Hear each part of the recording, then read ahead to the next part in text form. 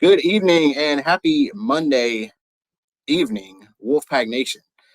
I would like to welcome you guys to the third episode of a Whole Pack of Wolves podcast. I'm your host, Justin Grace, alongside my co-host here, Colby Pleasance.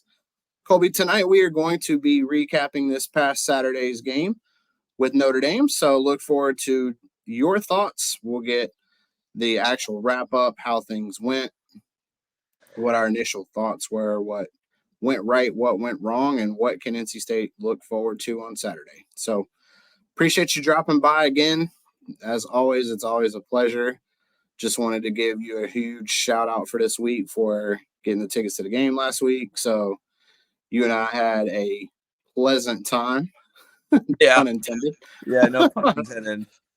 So I just wanted to get everybody kicked off tonight. We're going to give kind of our, kind of revisit our three keys to the game, what went right for NC State, and then what can NC State improve upon and look forward to as we go to this week of EMI. So, Colby, I'm going to touch on my three keys where win the line of scrimmage, which I originally, after rewatching the film again and actually being there live too, I really thought that our offensive line did a pretty decent job against Notre Dame's defensive line. I mean, we only really gave up one sack. So, you kind of have to give that as a win on that side of the ball. The other side of the ball, we also got 3 sacks on the defensive line. So I thought defensive line did well as well. They just couldn't make enough plays when it came down to it in the fourth quarter. So, but that was one of the things I really felt like NC State still did well. They did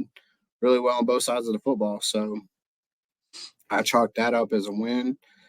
The other thing that we needed from was to get some playmaking, get the explosive plays. That was the other key. And that just was one thing that we just did not have. That was the missing piece. We had several chances, took a lot of shots. It took more shots than what I thought we were going to take, but just couldn't land on any of them. So give credit to Notre Dame for that. I thought their secondary did a great job with, blanketing our receivers. And we made some halftime adjustments when we came out in the third quarter, which was able to get some of our guys open in the middle of the field. But Notre Dame was able to take that away from us in the fourth quarter, and it cost us, 2 costly turnovers in the fourth quarter.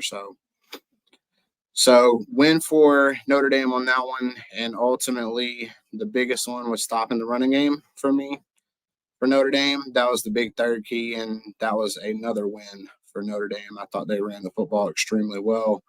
I think they had close to 6 yards of carry, close to 200 yards rushing. So, anytime you're going to give that up as a defense, you're going to have to contain the passing game, which in this case, we didn't really contain much of the passing game either. Sam Hartman had 4 touchdown passes, and it was just a tough day for NC State. But we were right there in the third quarter. Heading into the fourth quarter, we had our chances, and, I'm going to call this episode our Death by 1,000 Cuts episode, because I felt like it was just one thing after another, misstep here, missed tackle here, missed assignment here, just one thing after another. So that was my 3 keys. So I'll kind of let you revisit. I think based on the 3 keys that we had, ultimately I thought Notre Dame, 1 and 2 of those, and that's very, very likely going to lead to a victory. So, and that's what happened. So, but I'll let you give your thoughts now. Yes, Justin. First of all, thanks for coming to the game Saturday. I guess Awesome it was time. very, very short notice. For those of you who don't know, I had happened to won Notre Dame State tickets in a raffle this past Friday, and it was very last minute. Called Justin, said, "Hey, you want to go see State and Notre Dame play? Hopefully, we get a win." And Justin said yes, and well, we met in Raleigh, and we went and took it to NC State. I guess the game really didn't show what the score. It's the score really didn't show what the game really was. It was a close game up until the fourth quarter. That's plain and simple. It was a close game up until the fourth quarter. State made more mistakes than Notre Dame. That's the simple story of what it is. We made more mistakes than they did. And Agreed. that is literally the reason why State lost. Yeah. It's mistakes, just simple mistakes that you made. You had your quarterback have 3 interceptions, which I can debate all 3 if you want, but like Yeah. I'm just gonna say 2 weren't his fault. It was mainly the receiver not catching it and also not batting it down so the DB can't catch it. Brandon did make a stupid, kind of a stupid play with the 3rd interception where it was kind of right to the DB, but he was getting frustrated. His receivers couldn't catch anything. Like you said, with your keys, I mean, both offensive line and defensive line played very well, and we controlled. It's just, I would have to say our secondary kind of gave up a lot. Mm-hmm. Linebackers play was not great at all. Wide receivers just were non-existent. Even though Brandon did have two passing TDs, which was great to see. It just was the passing game was non-existent. Or running game was non-existent. You can't have your quarterback being your leading rusher back to back. Yeah. That's just how you get your quarterback killed. Overall, though, would I say Notre Dame is a solid team? They're a good team, but Mm-hmm. they are a beatable team. We definitely could have beaten them if we didn't make the mistakes we made. This game is definitely ours, and I definitely could have saw this game being a win for the Pack if we just didn't make the simple mistakes. You had 2 blown plays, just gave up wide open touchdowns for the defense. You had 2 interceptions that were right at the goal line. It's not rocket science. I would hope Notre Dame would capitalize on this. It's simple mistakes. It's beating a dead horse, basically.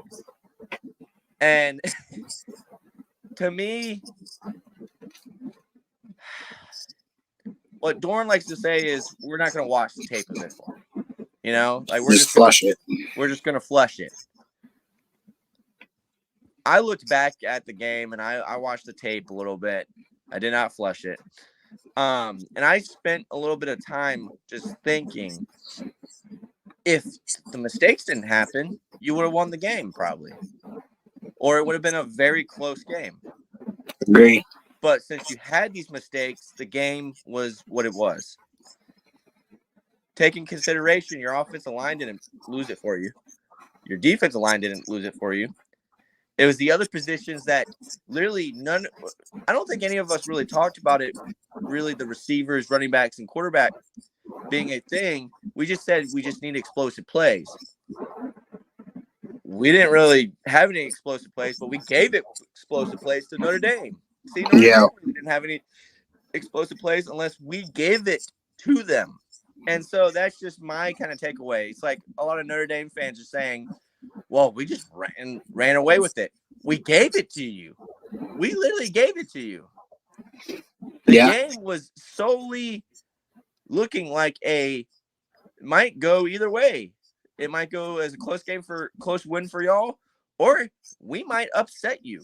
Like that's literally how it was. And then those costly mistakes just kept piling up. And you kind of just felt like, something's going to give. And it did. Our offense just stalled in the 4th quarter, and we just couldn't do anything. And of course, we score a late touchdown in the 4th. But I mean, at that point, Notre Dame had won. Like it's just, it's silly to see people react to this game and say, "Well, State should have been in this to begin with." Well, yeah, we were, but we made costly mistakes. Also, it's game freaking 2 to me. To me, it's game freaking 2. Like I mean, you're still gonna have mistakes. It's the 2nd game of the season. You would like mistakes to be like cleaned up, but when we have young players on this team, it's not the senior-led team that it was last year. We're pretty young in certain areas, and that young weakness showed in this game. Now, I think it's going to show again? Maybe if we get frustrated. That's what I really think is the frustration kind of built. And it kept building and building and building. And that led to Brennan having a bad game. It led to our receivers not catching the ball. It led to our running backs not getting going. And really, it led to our linebackers getting frustrated and our DBs just blowing up everything. It's just, to me, it's not. This game is just an outlier. And like Doran says, we're going to flush it. Yeah. And I like your death by 1,000 cuts because it really was death by 1,000 cuts. But I just want to touch on one thing before you switch over. Brennan Armstrong. A lot of people are calling for MJ right now. To those fans that are calling for MJ, do you really watch football? I mean, do you really watch what's going on? When Anai came into this system, he literally said that this offense will take some time. Doran even said it will take some time. There will be mistakes, and Brennan made mistakes this weekend. He made the mistakes. But he also had some good things. He threw for 2 touchdowns, had 260 yards. Granted, he completed 22 out of 40, but it's just, there's just mistakes. It doesn't mean he's a bad quarterback. I mean, there are pro quarterbacks that throw 3 interceptions in a game and still win the game in the NFL. Mine is one of them. Shout out to Joe Burrow for having the absolute worst quarterback day yesterday. Yeah. And Joe Burrow's been to the Super Bowl. Like, it's just crazy. It happens. To me, I don't think the blame should be on Brennan. I think the blame should be on the play calling. Now, I feel like the people who are needing to be yelled at, Robert and I is definitely one. But I'll still be kind of critical until I see kind of more of the fire between him. I know he's a smart man, and I know he's a smart coordinator, but I will need to see a little bit more fire. Joker Phillips needs to get his wide receivers together, and they need to just catch 50 balls a day. I mean, that's just not even 50, 100 balls a day. And then Roper needs to get into Brennan's head and tell him he doesn't need to be frustrated. As the quarterback's coach, that's your job. And then I don't know. I'm not really going to call out the defense at all, but the broken plays need to be fixed. If you want to have an elite defense, the broken plays need to be fixed. But that's kind of my rant. I'm trying to not be so frustrated and kind of, you can tell with my face it's red, but like I said, this game is just a flush it type of game. I was happy to go with you. I had a fun time going to the game, but the game itself was abysmal. The weather was abysmal. Yeah. And I just think that this needs to be a game that we just flush and we just move on and let's go hang 70 on VMI. Yeah, I agree. We're going to go to, I'm going to call this segment of our show the Clint Eastwood segment, which is the good, the bad, and the ugly for those who follow us. But yeah, I'm going to start with, just simply because I like being the positive, I like trying to go back and rewatch the game and take things that are, the positives and take a look at what can we look at going forward. And I really thought 2 freshmen and / early sophomore really stood out for me. I mean, the juice was loose on Saturday. So, he had 4 catches, 65 yards. So, shout out to Juice Vereen for having a great breakout game for him. He had a really big time third quarter. I also wanted to shout out Caden Fordham for stepping up because he really took the bull by the horns in the second half, and he really kind of locked down that job. I think that's just my opinion. But I think he has locked down one of the linebacker spots going forward. Yeah, he did. He And definitely he did. really just made some really key reads, and he was really just playing football.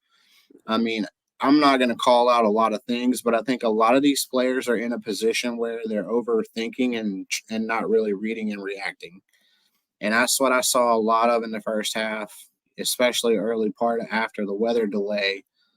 It was just overthinking, like trying to do too much and not being in the right position when you're called upon. And this game can be simple. It's being the spots that you're supposed to be in at the time you're supposed to be in. Yeah. And the first touchdown right after the weather delay, missed assignment right away. You just came out flat, didn't come out ready to execute, and you got burned for it.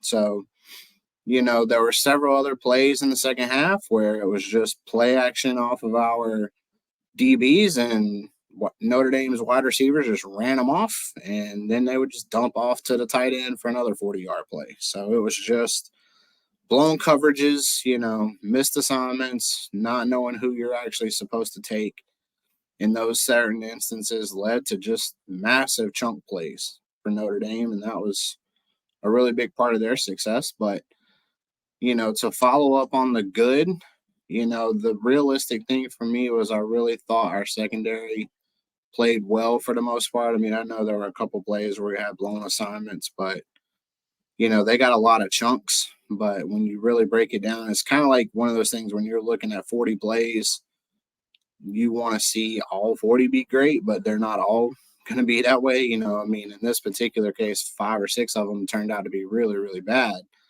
But overall, you're looking at 35, 36 plays that worked well. So, not a bad thing from their perspective, but I thought overall they played really, really well up until, especially, I was going back and looking at this, especially when the game was 24-17 in the fourth quarter, and we made the huge sack fumble, on Hartman, got it down to the 17-yard line.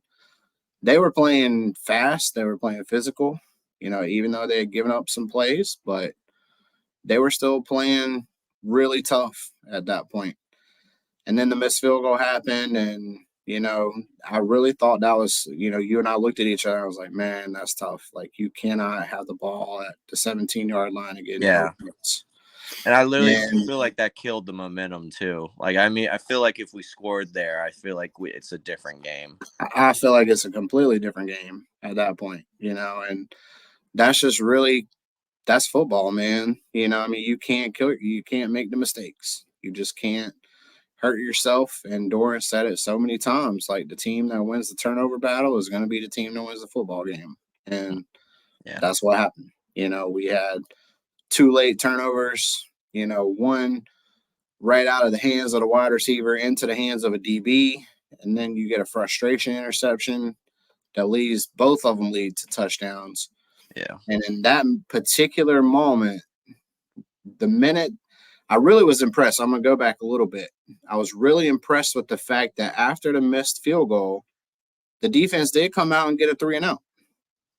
So that kind of gave me some, okay, we're still going to play hard. This is still going to be a game.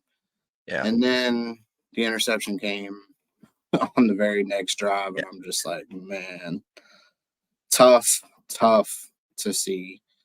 Then the touchdown happened, and I think I looked at you and I was like, yeah, that's a dagger. That's a hurtful dagger. But they were playing good up until that point. You got to give them credit for, what happens in that particular case if NC State has a long sustained drive at that point. Maybe we get the time down to halfway through the fourth quarter and it's 24-24.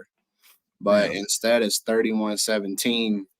You get no points, they get 7. So that's a big 14-point swing just right there. You lose the game by 21. So you have nobody really but to blame but yourself, in this particular case. I mean, you can give credit to Notre Dame too. They played well, but you gave it to them. You really did. Gave it to them. Give it. Yeah, you really did. You can't you can't have those mistakes. You can't have that particular type of plays and the things that happen, sometimes you can overcome, a mistake or two here, but it just seemed like it was a snowball, all day. It started in the first half and it just never stopped. It was a costly penalty. We didn't really get penalized that much. We only have 5.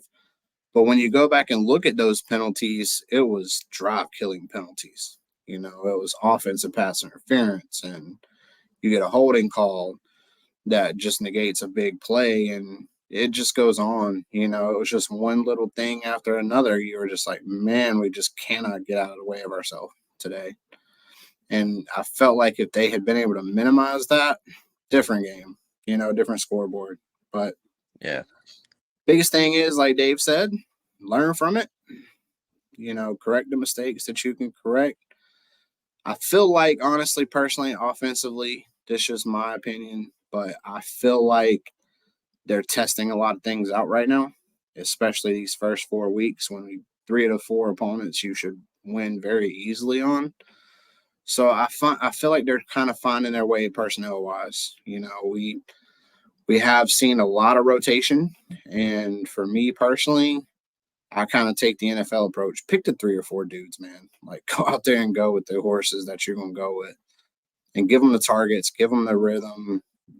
Let Brennan and them earn that rhythm and comfort, during the game, because it's hard to create rhythm when you got 8 different receivers just rolling in and out, all game long. So, but I feel like that's kind of what's happening right now is we're taking that approach of finding out who's going to be our future right now.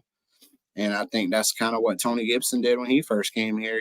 He started rolling out some of the veterans too until they didn't really pan out either. So you had to start throwing out Drake and Peyton and them. And, that's kind of where our future changed defensively. So, I really thought Juice is definitely going to be a part of the future. And you definitely need at least 2 or 3 other guys to step up at this point. Yeah. So I thought just some shout outs. I thought Rosner did really well. I did too. He found himself in the end zone for NC State touchdown. That was great to see. Props to Keon Lassane making a really big catch in the really game. Huge catch. And I mean, a lot of people are going to say Keon Lassane, he's a slot wide receiver. I mean, he can make the big plays too, but like you just got to make sure that you put him in the right, direction. Kevin Conception continues to amaze me as a freshman. He just is beautiful to watch. He's just so great, and he's a great wide receiver and very young still, as we learned. And then Juice Vereen, I mean, he's a young talent as well. And honestly, I think he should play wide receiver. I don't think he's big enough to be a tight end, but I like him though. He's very, very agile, is what I would say. And then another one I would have to say is Dakari Collins. I really enjoyed his touchdown that he had as well. Big touchdown catch for our boy from Clemson. So yeah, he's one of those that I feel like should get more playing time moving forward. Because he is pretty big. He looks really big. So you got to get the big guys. Keep feeding the big guys. Rosner and Collins are probably your biggest wide receivers you have on the roster, and I think you should just feed them. I do too. I think it's time for us to really pick the guys and run with them. And, at this point, Kevin he gets open. I mean, he had a big drop that led to the interception, but the reality is he's open, man. Like he got open all the time. He got in where he needed to be, and he was open. So at this point, get the guys that can get open. That's the guys you got to pick. If it's Bradley Rosner, I really like the fact that he worked really hard to get open a lot. I like his size too. So just pick those 3 or 4 targets, man. We just can't keep trying to feed 8 different people. Yeah, I know these receivers love the love and the targets and all that, but man, you got to pick 3 or 4. Yeah, I really think Porter Rooks is definitely a wide receiver that I just don't see a space for him. He's been nothing but like a disappointment. I don't hate the guy, and I want him to do well, and I hope he balls out. But it's time to move on from Porter Rooks. And if Keon Lassane really just doesn't pan out. I mean, Keon Lassane could also be a great guy to have as a fourth string wide receiver. Have Kevin, Dakari, and Bradley be your main three guys and just roll with that. Because, I mean, you got two guys with size and then one guy with speed and just, being agile. And then with Juice, I mean, he's way more Juice is way more agile than Tootle. So, I mean, Yeah. Tootle is bigger, but I think I like Juice moving forward as well. So, I mean, and then with the running back situation, I mean, if Michael Allen's not playing I don't know the what we're majority of doing. the snaps, then I don't know what we're doing. I'm sorry, Jordan Houston, but you just are so inconsistent. And then Delbert Mims, I mean, he's the big bruiser, so I mean, he's all right too, but I just really think Michael Allen just needs to be the running back moving forward. I do too. I completely agree with that. I mean, Yeah. shout out to Mr. Raphael too for getting his first couple carries in the Yeah, fourth I quarter. like watching him. He's I liked watching that kid, man. I'm not shifty. gonna try He's to deny shifty. that. He was shifty and he did what he was supposed to do, hitting the holes. But Yeah, he's great. that jump cut, the first time I went back and rewatched that film and just watched that jump cut, and I was like, man, we haven't had a running Yeah, back do the jump cut in a long time. yeah, And that's a freshman too. I mean, I yeah. think the biggest thing that I'm preaching on the good from here going forward is just be patient. State fans, be patient with this offense and, Yeah. let the targets and let the key players become, let them settle out, let the dust settle, and we'll figure out who's going to play. The play on the field is what determines it. So, you could be doing really well in practice, but if you can't bring it to Saturday, it doesn't matter. So, I agree. but I'm going to touch just a small bit on the ugly, which was the running game. The running game has to get better. Our running game has just been really apathetic for a long time. It's not just this year, it's been year over year over year. You kind And of can tell what's going to happen in the run game. It's always run left. how many times did I call the play call just based on formation we were running? I was like, Colby is 3rd and 2, run left. Like, that's what we're doing. You said it a good 20 times, and I Yeah. almost was like, Justin, I know what he's running. I watched the same games as you do. Like, I know what Dorn's gonna run. We He's know what running we're going left. to, He's running man. left, or it's a pitch left. Like he's going left either way. Yeah, if you see those big jumbo packages, you're like, yep, we're running football. there's Yeah. no there's no like Notre Dame. I'm going to give a couple examples. Notre Dame ran a big bunch jumbo formation and ran a play action off of it to our DB and just dumped it off to the tight end over and over off that same formation. And it just got them big chunk play after chunk play after chunk play. Like, we need to start with the situation of like showing these teams what our tendencies are going to be and completely run a completely different play off of that. We need to get in the same formations but run different plays. And it just like over the course of these last 4 or 5 years, I can tell as soon as they break huddle and who the personnel are, I'm like, yep, we're running stretch right or stretch left. It just, the down and distance and what it's going to be. And in football, you can't be that predictable. You just can't be predictable and you can't show your tendencies. And that's kind of what we were hoping that Robert was going to bring was more creativity. But so far, it just has not worked in the running game. And it's just been a really tough thing to watch as a fan for the last few years to not be able to run the football. Yeah. It's always the running game. I mean, Dorn preaches that.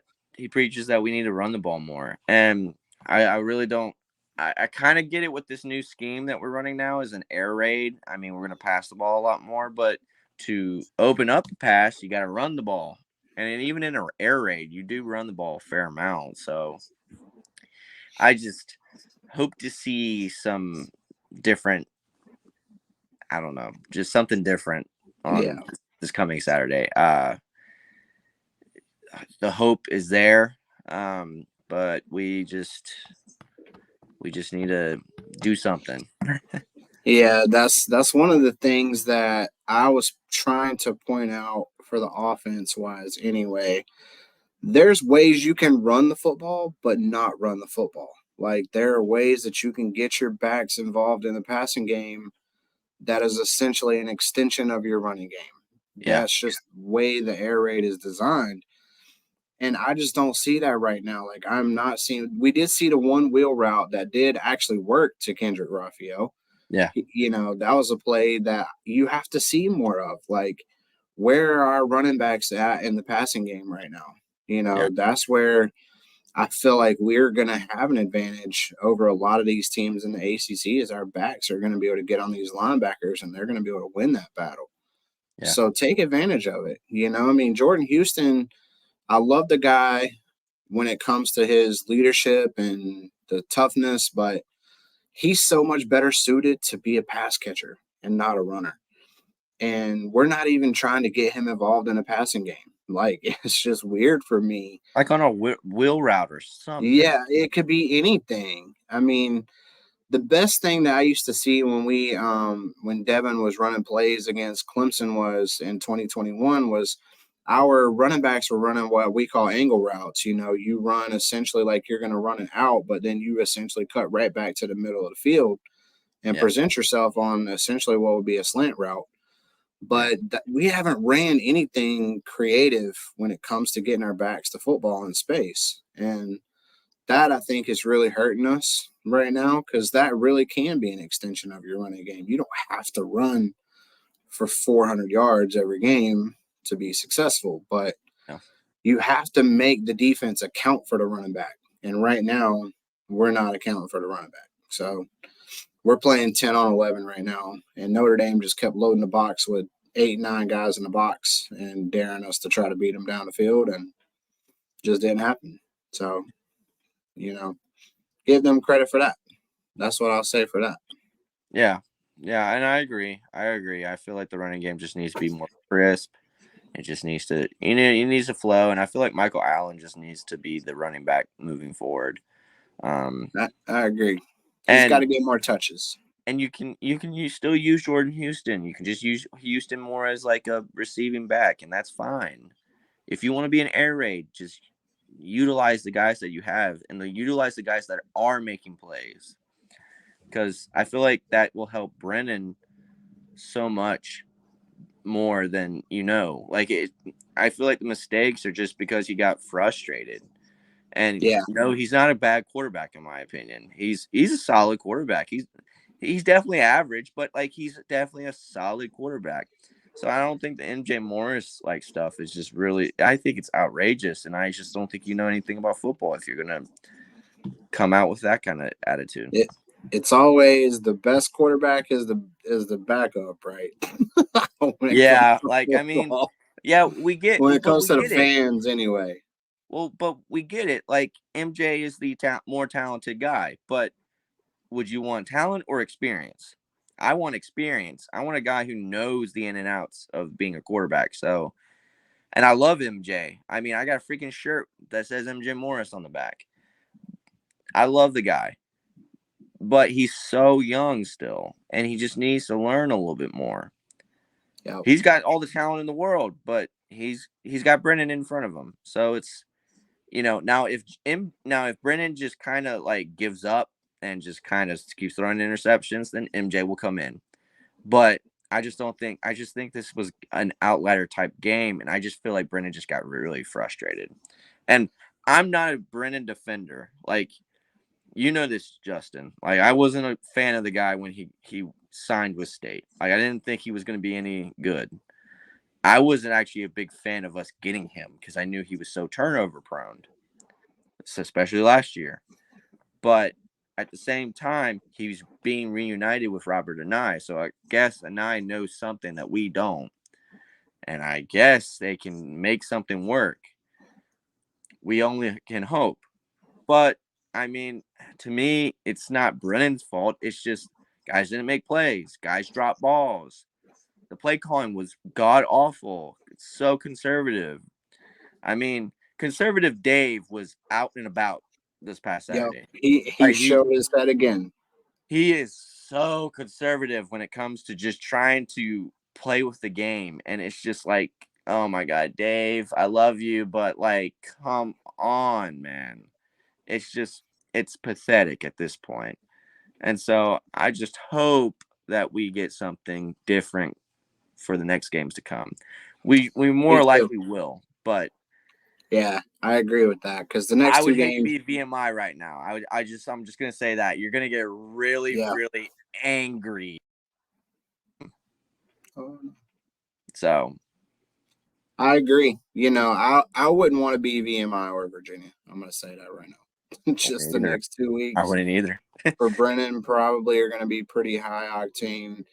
And that's going to be the real key focus. If we come out of those first 4 weeks and Brennan struggles the next 2 weeks, maybe you have the conversation. Yeah. Maybe you have that, Yeah. maybe we're going to start looking towards the future type situation. But the Yeah. next two games should be, I mean, literally from my entire career following NC State football, this team that we're about to play Saturday is the absolute worst that we have ever had on the football field at Carter Finley. So it should be one of those games where Brennan lights it up, and hopefully we'll keep him in to continue to get some of that rhythm and get some of that, tough stuff out of his mind for a little bit because Yeah. I really think Dave did a great job with keeping Brennan in the fourth quarter because we all saw Notre Dame backed off. That last drive that Dakari got the touchdown on.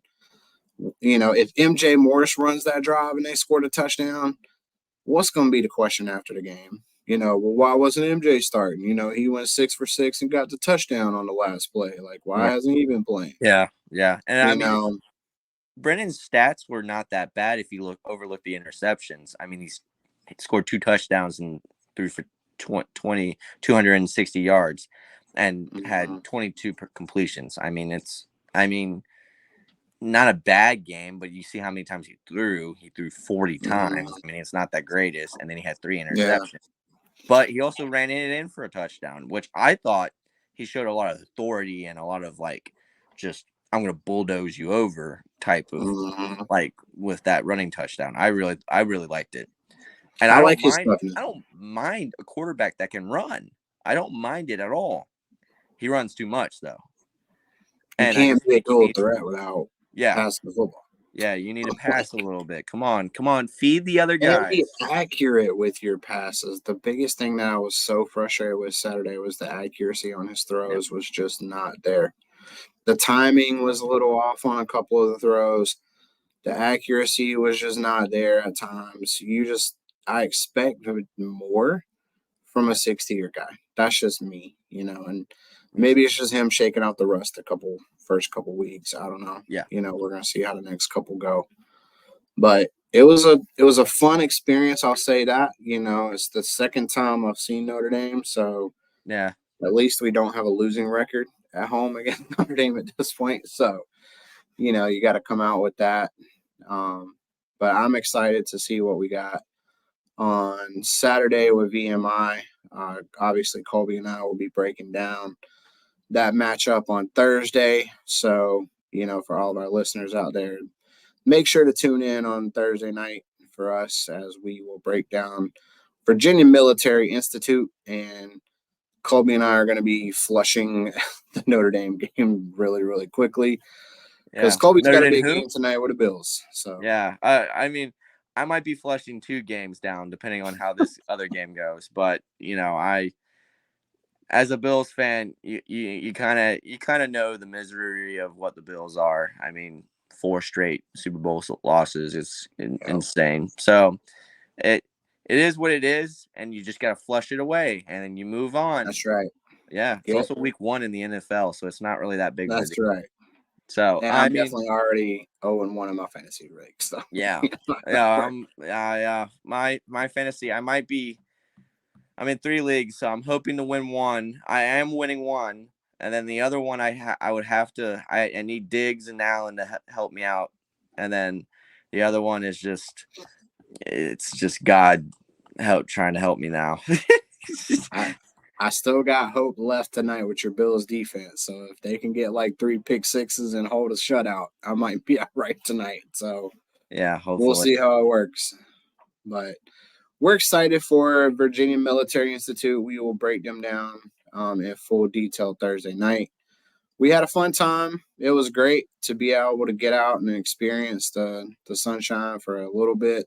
A little bit of tailgating, a little bit of tailgating, yeah, a little bit of great experience out there, a little bit of lightning strikes, a little bit of rain, downpour, all that good stuff. Yep.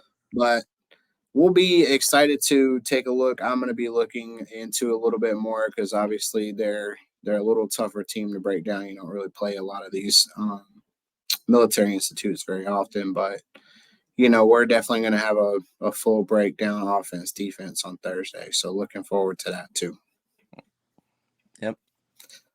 Colby, I appreciate you taking the time. Thank you for taking me to the game too. It was fun. I appreciate You're you.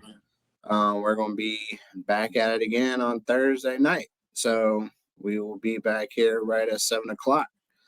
Again, tune it in. We'll probably have this back up by 8.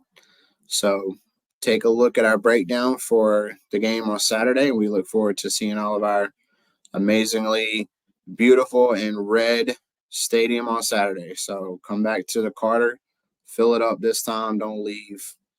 I know everybody was trying to get back home. Students stay, do your thing, stay loud, cheer loud, do your thing on Saturday, and we look forward to a big victory. So, Cole, we appreciate you joining me, man, as always. It's always a pleasure. So, I'll give one last shout out to your Bills. Go Bills. And I'm going to say one last time, go Pack, beat VMI. Let's get to 2-1. All right. Go Pack, go Bills, and oh!